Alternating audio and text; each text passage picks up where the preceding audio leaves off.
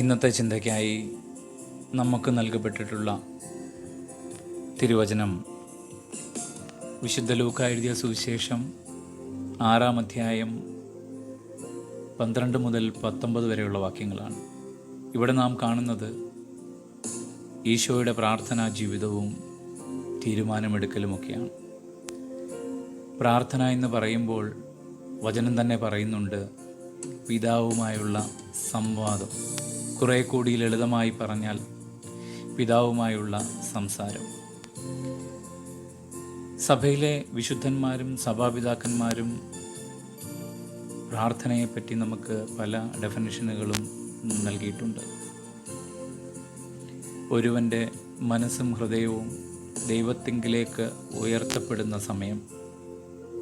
മറ്റൊരിടത്ത് പറയുന്നുണ്ട്, ഈശോ പകലിൻ്റെ എല്ലാ പ്രവൃത്തികൾക്കു ശേഷവും രാത്രിയുടെ യാമങ്ങളിൽ തനിയെ മലമുകളിൽ പോയിരുന്ന് തൻ്റെ പിതാവിനോട് ഒറ്റയ്ക്ക് സംസാരിക്കുമായിരുന്നു. അങ്ങനെ തൻ്റെ പിതാവിനോടുള്ള ബന്ധം ഊഷ്മളമാക്കാൻ ഈശോയ്ക്ക് കഴിഞ്ഞിരുന്നു. പിതാവിനോടുള്ള സ്നേഹം പ്രകടിപ്പിക്കാൻ അതിലൂടെ ഈശോയ്ക്ക് കഴിഞ്ഞിരുന്നു. ഈശോയ്ക്ക് ശിഷ്യന്മാരെ തിരഞ്ഞെടുക്കുക വളരെ ശ്രമകരമായ ഒരു പ്രോസസ്സായിരുന്നു.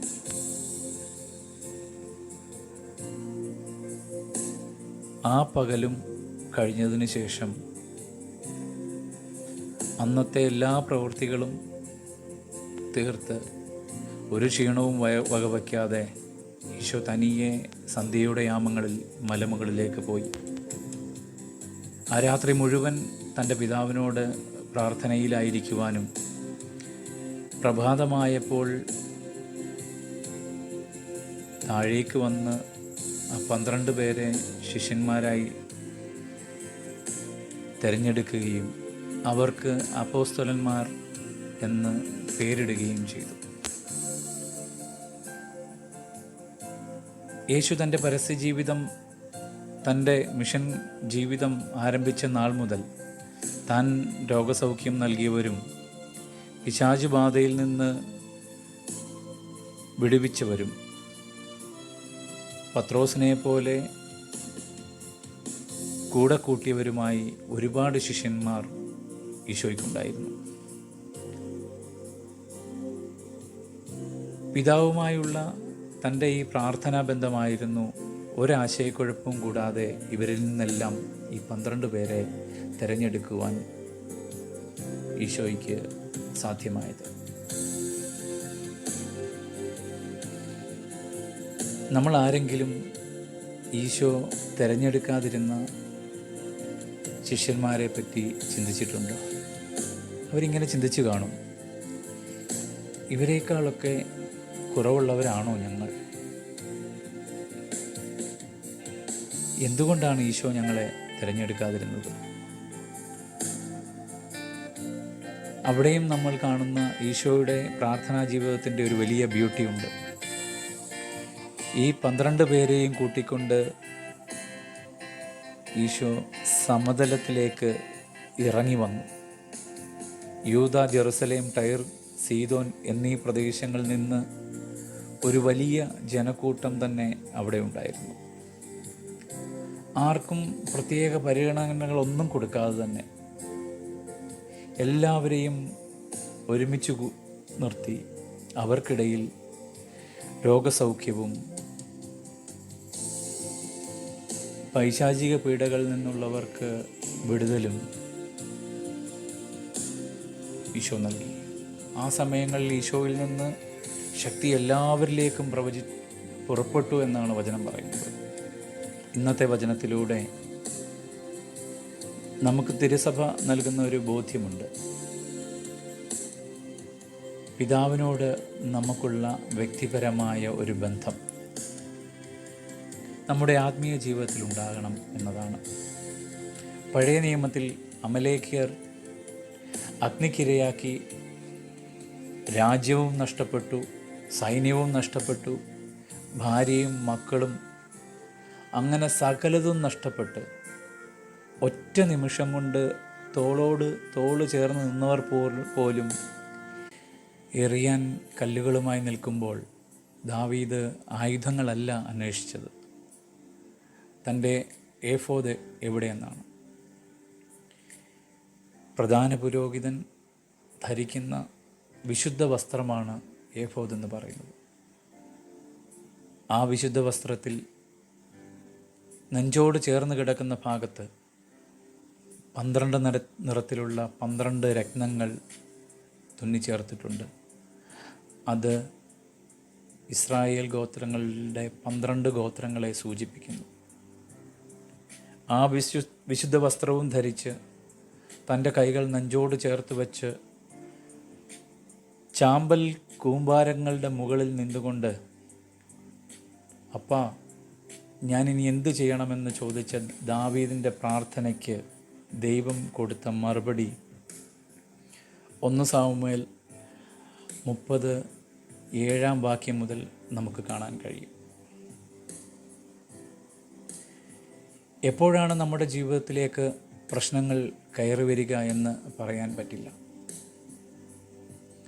ആ പ്രശ്നങ്ങളെ നമുക്ക് ഫേസ് ചെയ്യാൻ കഴിയണമെങ്കിൽ, അവിടെ നമ്മൾ ഇല്ലാതായി പോകാതിരിക്കണമെങ്കിൽ, ആകുലതകളില്ലാതെ അതിനെ മറികടക്കണമെങ്കിൽ, നമ്മുടെ പ്രാർത്ഥന ജീവിതത്തിൽ അഗ്നിയുടെ നടുവിലും ദൈവത്തെ സ്തുതിക്കാൻ, ആബാ പിതാവേ എന്ന് വിളിക്കാൻ എനിക്ക് നിങ്ങൾക്കും ഒരു അപ്പൻ മക്കൾ ബന്ധം ദൈവവുമായി വേണം, ഒരു പ്രാർത്ഥനാ ബന്ധം വേണം. ഈശോയുടെ പിതാവുമായുള്ള ആ ഒരു ബന്ധം വളരെ വലുതാണെന്ന് ഇന്നത്തെ വേദഭാഗത്ത് നമ്മൾ കാണുന്നുണ്ട്. പ്രിയപ്പെട്ടവരെ, ആ മകനും കിട്ടി അടികൾ, നിന്ദകൾ, കുരിശ്, കല്ലറ. ഇവയ്ക്കൊന്നും അവനെ തോൽപ്പിക്കാൻ പറ്റിയില്ല. അവൻ 3-ാം നാൾ ഉയർത്തെഴുന്നേറ്റ് ഇന്നും നമ്മോട് കൂടെ ജീവിക്കുന്നു.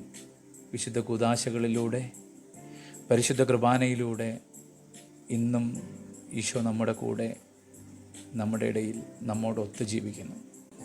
പ്രിയപ്പെട്ടവരെ, നമ്മുടെ പ്രശ്നങ്ങൾക്ക് നടുവിലും, സങ്കടങ്ങളുടെ നടുവിലും, നഷ്ടങ്ങളുടെ നടുവിലും നമ്മുടെ പ്രാർത്ഥനാ മുറിയിൽ ഒന്ന് മുട്ടുകുത്തി ദൈവത്തോടൊന്ന് വർത്തമാനം പറയാൻ നമുക്ക് പറ്റുമോ? മനുഷ്യരിൽ ആശ്രയിക്കുന്നതിനേക്കാൾ നല്ലത് ദൈവത്തിൽ ആശ്രയിക്കുന്നത് എന്ന ബോധ്യത്തോടെ ഒന്നൊറ്റയ്ക്കിരുന്ന് പ്രാർത്ഥിക്കാൻ പറ്റുമോ? എങ്കിൽ നിങ്ങൾ ദാവീദ് കേട്ട ആ സ്വരം കേൾക്കും.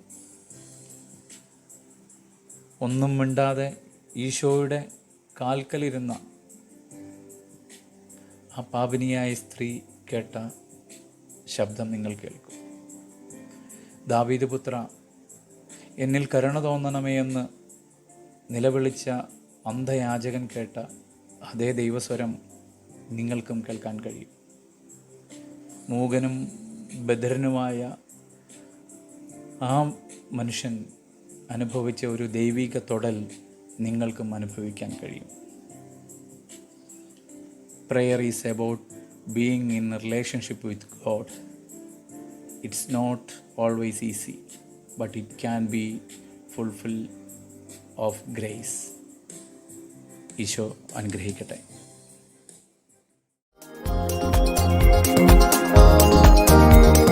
പ്രാർത്ഥിച്ചാൽ ഉത്തരമുണ്ട്, യാചിച്ചാൽ മറുപടിയുണ്ട്, മുട്ടിയാൽ തുറന്നിടും, ചോദിച്ചാൽ ലഭിച്ചിടും, അതു നിശ്ചയം.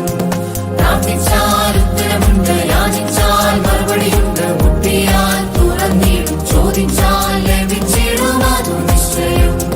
നിശ്ചയം നിശ്ചയം അതു നിശ്ചയം, വാക്കു പറഞ്ഞവൻ മാറുകില്ല. നിശ്ചയം നിശ്ചയം അതു നിശ്ചയം, വാഗ്ദത്തം തന്നവൻ അകലുകില്ല.